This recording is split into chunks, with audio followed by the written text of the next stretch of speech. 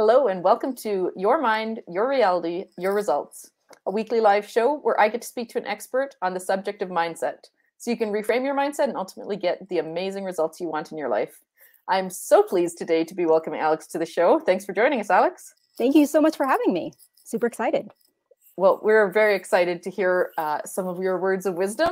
Also, if we have not met before, my name is Leah Fink. I'm the owner and founder of All Thrive, and I help protect people from the pain of damaged relationships. So if you ever want to discuss that, please do get in touch.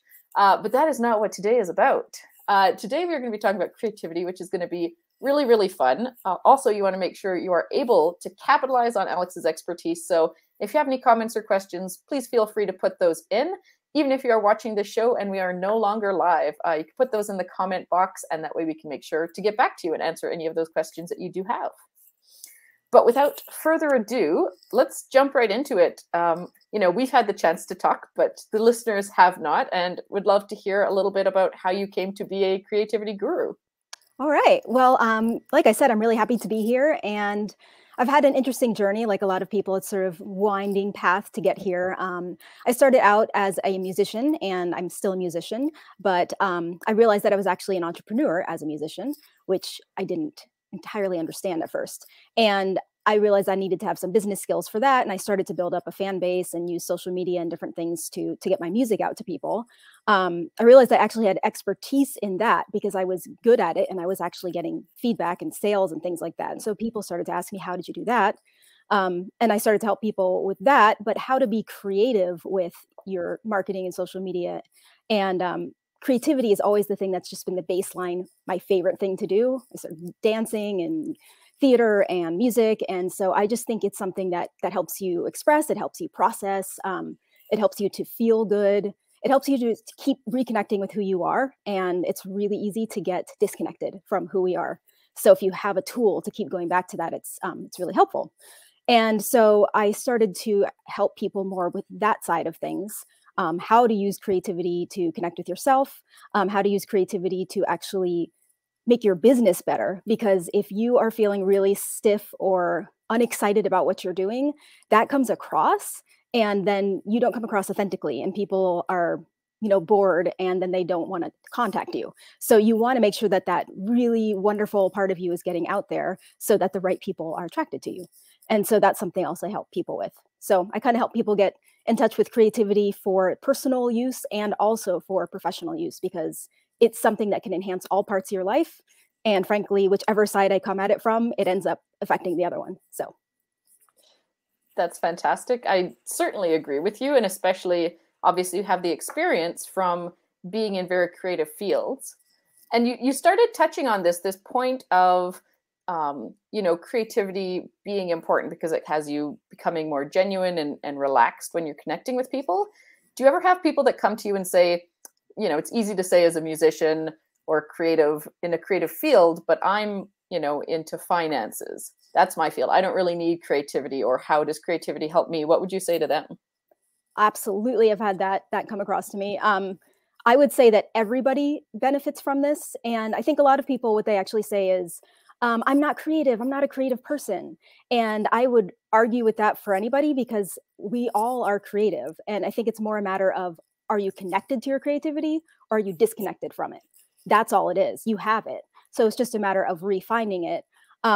And it's something that helps you to have less of a fixed mindset. And so that's something that's important in any area, whether you're talking about relationships like you do, or if you're talking about business, to be able to come at things from different sides, to be able to think in different ways. And so that's what creativity is. It's not just, can you make a beautiful painting? You can do that too, but it just has wide-reaching benefits that are kind of a 360 helpful aspect. And so it's being open to the possibility that you are creative and how to connect with that and how that might benefit you.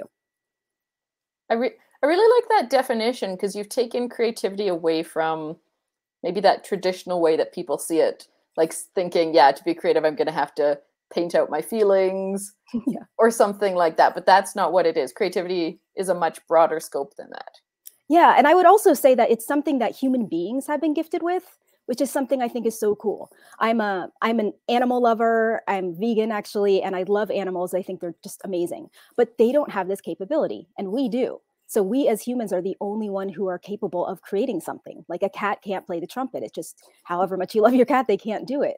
So we have been given this gift. And I think that the gift is to give it out to the world. And so if we don't use our voices and we don't use our particular perspective and express that, then the world loses out on that forever, because we're the only ones who have it. And so you need to get in touch with that and express it so that everyone can benefit.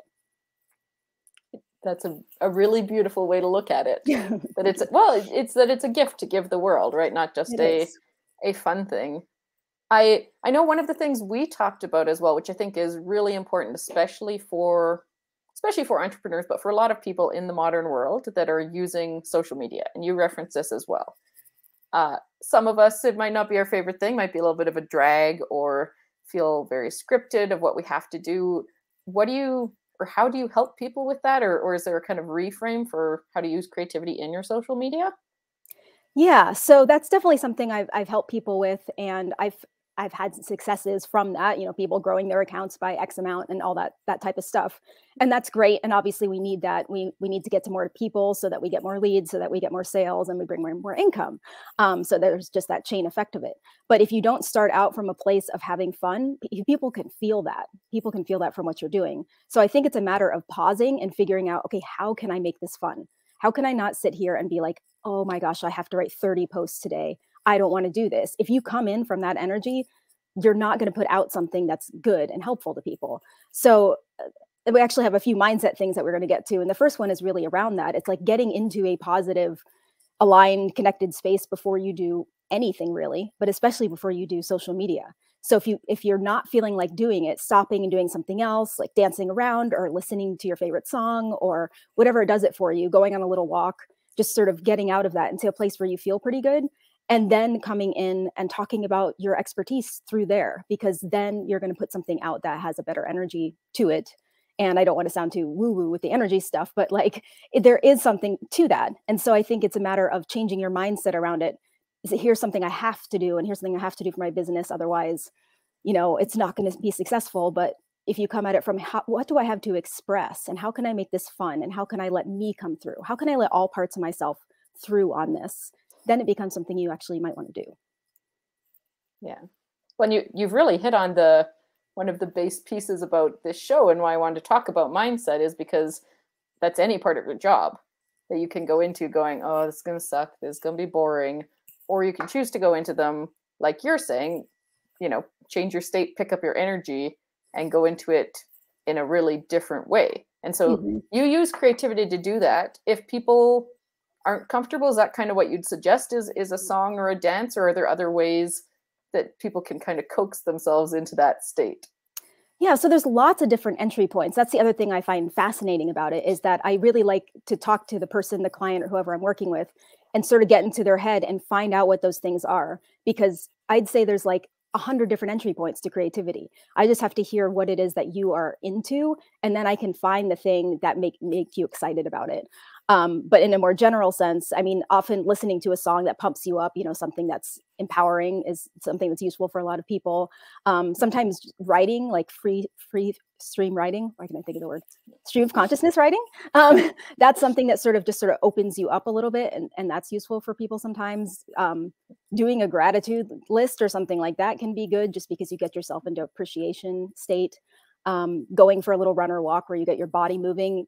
Because I think if you're just too much in your head, then that stops some of your creativity, because creativity comes from different areas depending on who you talk to. But I mean, it's partly coming from your heart, and that's a different place than your head. So you got to mix it all together for your business. But I hope that sort of answered your question. That totally does. That's giving some suggestions of where to go. Now, I noticed there was two different sections kind of there in my mind. So I think of listening to my pump up song, that's going to be like a really high energy mood that I'm creating. If I'm thinking of writing a gratitude journal or stream of consciousness, that's a bit of a not lower energy, but like a calm, grounded energy. Is there a specific kind of energetic state that we want to get to? Is high or low energy better? I'm thinking it's more about being positive and in a appreciative gratitude type of place. So that's a good point, that those are two different levels to come in from. And I think it's sort of feeling out what is a better way for you to get into it and to make, posts or something like that. What's your song, just out of curiosity? Oh, I have a lot. Oh, okay. I'm a musical nerd, so sometimes my Shot from Hamilton, just Oh, nice and nice. fast paced, really like I'm not giving up, I'm gonna fight for what I want. That's a good Yeah. one. That's definitely got a good energy to it. And so I'd love if anybody's watching to put their songs in there. I mean, I'd love to see what people get pumped up by. For example, I love Fight Song by Rachel Platten. I mean, that one gets me Yeah. going.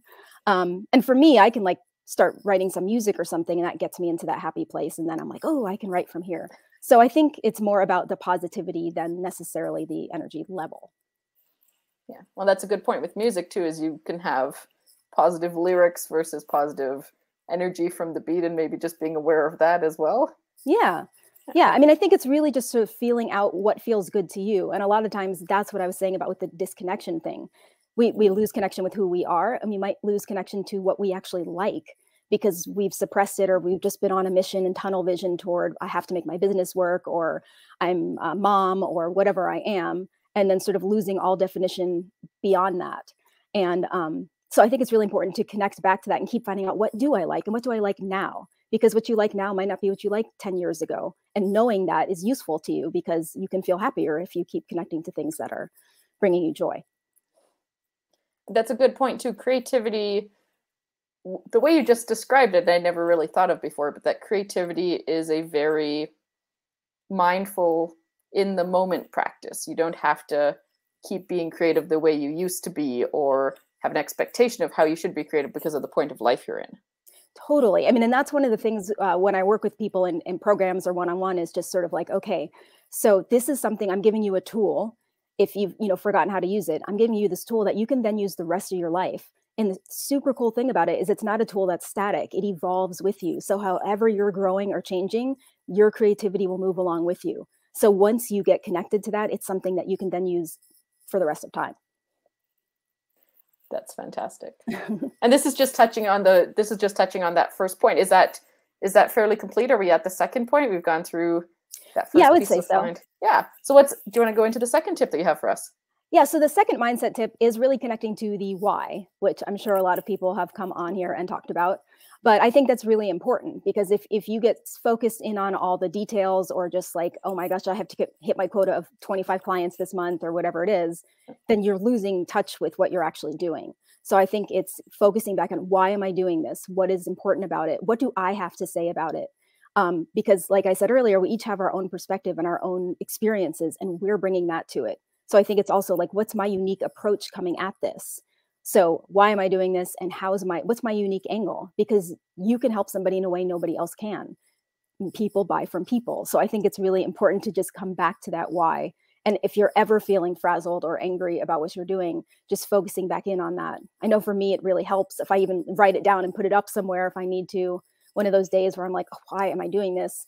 Then it's just like, oh, that's right. And this is what matters to me. And this is why I'm moving forward with this. So I think that that's a really important point. Yeah. And that's a piece that is acknowledged outside of people who talk about creativity. Yes. Right? Having a very solid vision, purpose, whatever you want to call it, that really inspires you to do whatever you're doing every day. I suspect also works a little like your pump up song, and it makes you excited to do things. It reframes your joy, or your level of how much you want to do the work you're going to do.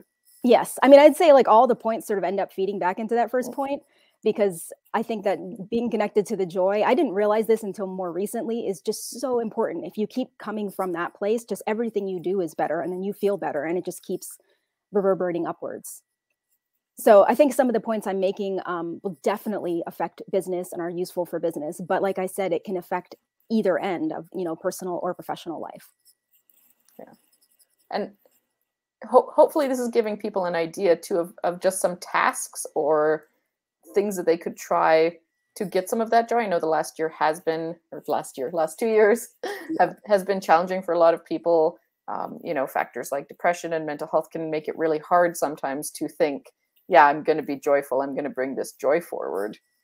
And I appreciate that you brought some examples too of maybe small things they could do that shouldn't hopefully won't feel too overwhelming, like listen to a good song, do that one little thing that makes you happy. Yeah. And it can be really fast. Like sometimes for me, if I get out of my zone, I mean, I'll just read something inspiring. You know, like I have some books that are my go-to books, and I'll just read a little section of it and I'll be like, that's right. And then, you know, I come back to it. So you sort of find what those things are. And like I said, some people, they'll go for a short walk and just being outside and breathing in the air. Some people do meditation.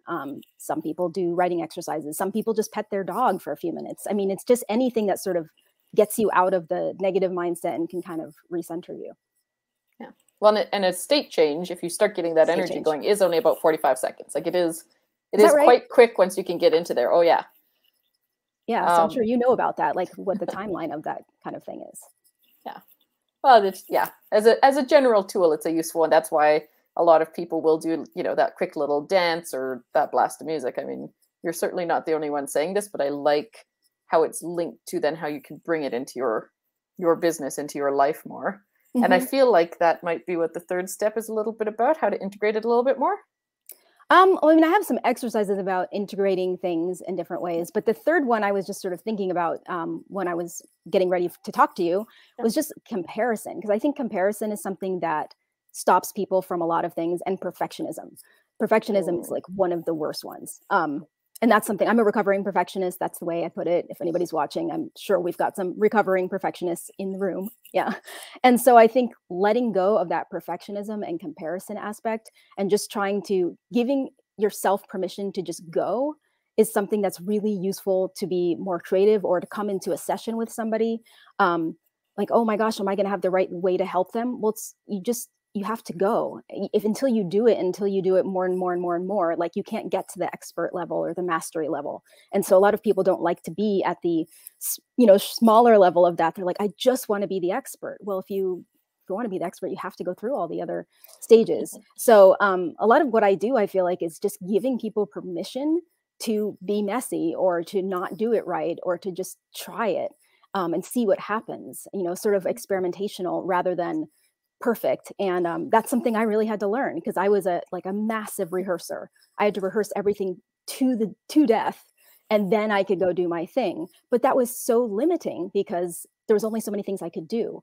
Whereas I let go of that, then if somebody said, hey, can you come do this or that, I had a lot more flexibility to go do whatever. And that opened up more opportunities. And I think it's the same for other business owners, is just giving yourself permission to try. Like, maybe you get it wrong. Maybe you put out an email newsletter that's just no good, but you know, sometimes it happens, and sometimes you have to do that a few times before you get to the good one. So it's like authors who they have to write and write and write before you get to the good one. But if you don't start with that first draft, you never get to the finished novel. That's a great way to say it. So the bite-sized pieces. And I even remembering once doing at a conference, doing a quick little artistic journaling session, and that was one of the things a lot of people, and myself included, struggled with. Is the instructor was encouraging a lot of freedom, like go with what feels right and just have fun with it. And you know, the ease of comparing, though, is really prevalent. Or people that go to, you know, paint nights are really popular now, and you look at your painting and you kind of go, oh, well, that's, you know, that was good until I saw that other person's. Yeah, I think that's true. But it's also, I think, like, there's value just in the experience of it. And I'm also somebody who used to be very end focused, and now I'm more journey focused. And I think that that's something that's makes life a lot easier, because I'm not just all focused on the end. It's like, oh, what's happening in the middle?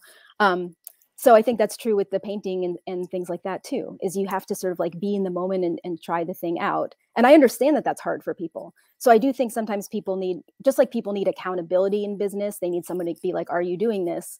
Sometimes people need, okay, you have permission to do this. I do. Okay, cool. Then I'll try it. But if you just have to sit there and do it, you might not do it. And then eventually you get to a point where you're confident enough that you can just give yourself the permission. You don't need it from the outside. But I mean, that's the other thing, is that creativity breeds confidence. The more that you do it and the more that you sort of see that you can, then you just start to feel more and more like, wow, okay, well, I can do this too. And I can try that too. And it becomes really empowering. Whereas if you're not connected to that, you might just get smaller and smaller and smaller.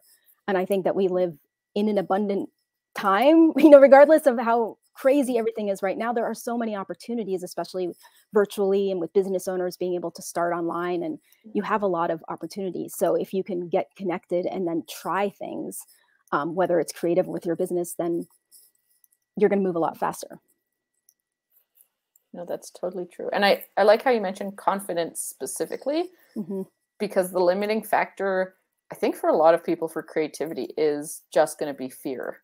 Yes. Right. Absolutely. That fear of, like you said, putting out that product, that somehow being judged at being at your end point, that was the best you could do, or just even along the way, even knowing it's a journey, feeling judged along that journey of, I wish I did this better. I wish I'd done that better. Someone doesn't like me. Yeah, I think fear is absolutely one of the first things that I talk about. And it's something I think you don't just get rid of the fear. You keep coming up against it, and just when you've gotten past one level, you come up to the next level. And so I think that it's, I have a song called Fearless, and it's just sort of getting past that. It doesn't mean you're not afraid. It means you're afraid and doing it anyway. And I think that to me is one of the most empowering things I've ever done or shown other people how to do. It's just like, you're scared, just go do it. The only way to get over that is to do it. And the more you get afraid of it, the bigger and bigger it becomes. And so I think that's something else that creativity, the more traditional sort of artistic creativity can do, is getting your fears outside of yourself.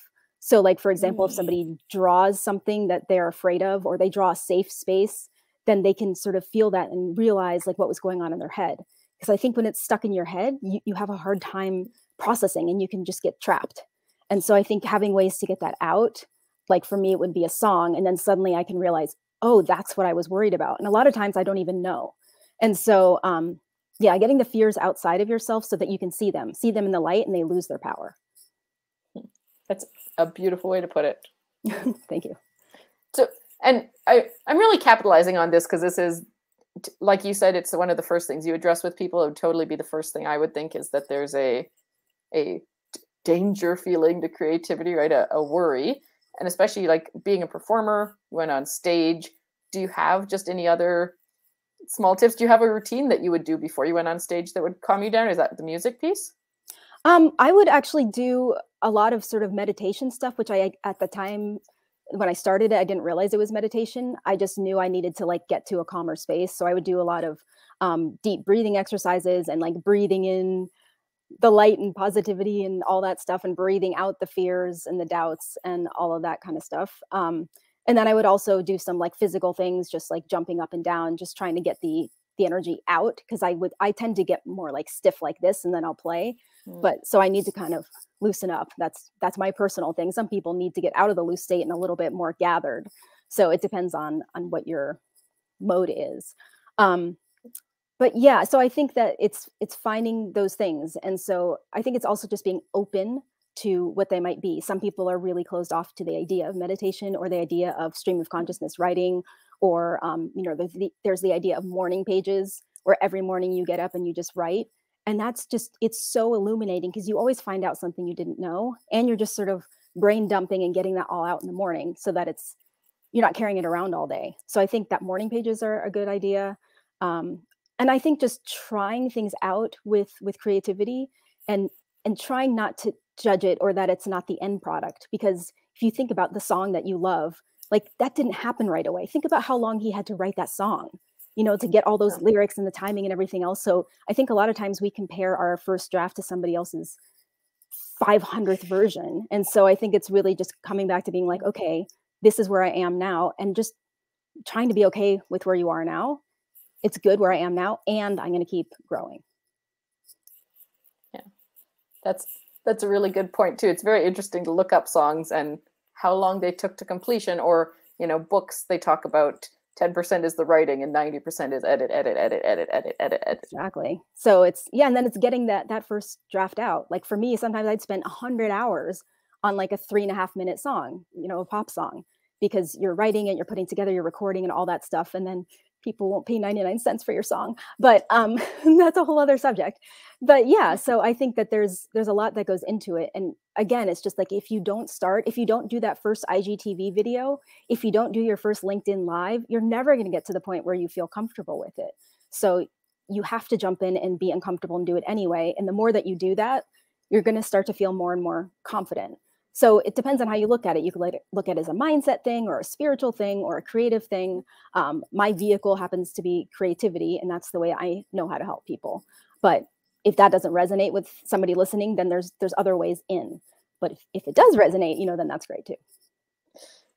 Excellent. Oh, okay. So you brought up two topics that I think are both important to talk about. One of them was, when I think back, my first LinkedIn Live experience was actually through someone else supporting me. How do you think we can kind of support each other in this creativity journey, like lean on relationship to help with that piece of fear or doubt or challenge getting started? So I think it's really important to have at least like an accountability partner, or to be part of a supportive community where you're all encouraging each other. Like, somebody does a live and everybody from that group all watches it and they're all in the background clapping, and then you feel supported. And then maybe the next time you don't need them there as much. So I do think, and especially with video, I mean, that's something a lot of people have trouble with for their social media content or their, website landing page. And if you don't use all that, then your business does not grow as fast because people need to connect with you. And so I think video is something that people hate to do, but it's really important to do. And that's helpful. Even just have one other person there who's like, okay, I'm going to be there while you record your videos and I'm going to pump you up. And then you be there while I record mine. And that's something that I actually do with people. I help people shoot things virtually. And so they have sort of a cheerleader and also sort of a creative director, like, oh, what if you try it like this? Just so they have different ways. And then usually a couple takes in, they're like, oh, I got this. I can keep going. But sometimes it's just getting over the hump of the beginning. So yeah, I think it's having a partner or of a community where you support each other. I think support is just so useful. We try to do so much by ourselves as entrepreneurs, and you can, but you don't get as far as fast. You're preaching to the choir. I know, I know you know that already. No, but I do love it. I love that idea of supporting each other to get these pieces into our lives. I did want to just ask one question for your opinion as well. From the previous point, as you mentioned, people not even wanting to pay 99 cents for a song. Mm-hmm. Do you think that part of the reason, maybe this will be a little too opinionated, but that people maybe don't value creativity is because we have a culture of free consumption of creativity, if that makes sense, right? Like people will ask photographers like, hey, you're a photographer, you'll help me for free. Or an artist, will you just sketch something for me? Or a musician, will you just make me a song? And then devaluing it and saying like, well, I don't want to pay you for this. You're just doing it already. You love doing this. What are your thoughts on that? Oh boy, you're going to lose some people. But in a nutshell. Yeah, I mean, I think that's definitely true. And that's actually one of my missions in life, which is I have kind of a very big mind who's always dreamed really big, is just like changing the world's perception of the value of creativity and art, because I think that they're one of the most important human capabilities. And I think that they're so devalued. And I think it happens differently over time. There's kind of like cycles of when they're more valued and less valued. But for example, like I'm a speaker, and then I am also a keynote concert speaker or musical keynote speaker. So I'll do a speaking gig and include music. If they brought me in as a musician for a conference, they would be like, we'll pay you like $100. If they bring you in as the speaker who's has a mastery of some subject and you're including music, they'll pay you as a keynote speaker. So that's the value thing right there. It's partly, and so it's not that what I had to do as a musician was not valuable, but you're right that people just don't think of it that way. Or they think if you love it, why would you be paid a lot for it? And I just think, oh my God, that's crazy. We should love what we're doing. So I think that you made a very good point. And I think, I hope that that's sort of reconsidered over time. But you're right. I mean, look at the streaming services for movies and for music, and kids right now are just like, they get it all for free. They can't imagine having to pay for it. So there has to be another sort of dynamic shift in order to change that. Yeah. And value is all in the mind of the beholder. So really putting it out to people that hopefully they are supporting those things, valuing those things, so they can be also, well, even just like personally valued. If you have a mindset that you shouldn't need to pay for music, how valuable are you going to see music? It's only a fun thing, right? So I recognize we're kind of at time. I just did think that was really important to acknowledge that we're not devaluing our creativity as we're going through this process. From what I understand, you have a little bit of a gift for our viewers today too. Yeah, and just one thing I'll say about that is that one reason people will maybe be like, oh, creativity coach, I don't need that, is because they think of the creativity in that way of like, it's the devalued way. And what I'm saying is that it can be used artistically, but it can be used for your business. And creativity is more of like a state of mind and a way of being. And if you can get into that way of being and get rid of the limiting thoughts and try things out, that's something that's important for business, for relationships, for everything. So I just wanted to make that distinction. Yeah, so what I have is a complimentary creative breakthrough session. And so that's where we would get on and sort of talk about how you might be able to use your creativity in what you're doing. It's not a sales conversation. It's literally, I love to talk about creativity and I love to sort of listen to people and figure out what it might be for them. So that's what it would be, is sort of figuring out how might I be able to be more creative with what I'm doing and how might that benefit me? How might my business be better? How might my social media be better? How might my everything be better? Fantastic. Well, thank you for that, because your time is valuable and that is really a generous gift. And so if you did listen to this and you were wondering, like, that sounds good, I've tried creativity before, it didn't work for me, I can kind of guarantee that it will, and it does and can. So I certainly recommend that you take Alex up on that. We're also going to make sure that we have that offer, and then obviously all your contact information, so people can reach out if they have questions about how to be more creative, how you can help them. And I just want to thank you so much for being on the show. It's such a fun topic to talk about. And I hope this is the kind of thing that inspires people, right? That to think you can take these small steps, feel more aligned in your life, get the better results in your business. That's really what we're going for here. Absolutely. And thank you so much for having me. This was so fun for me to be on here. You're so good at picking up on points and bringing them out and encouraging further discussion. So total pleasure to be here. Thank you. Thank you. I really appreciate that. Yeah. And thank you everyone for watching. We'll see you next week.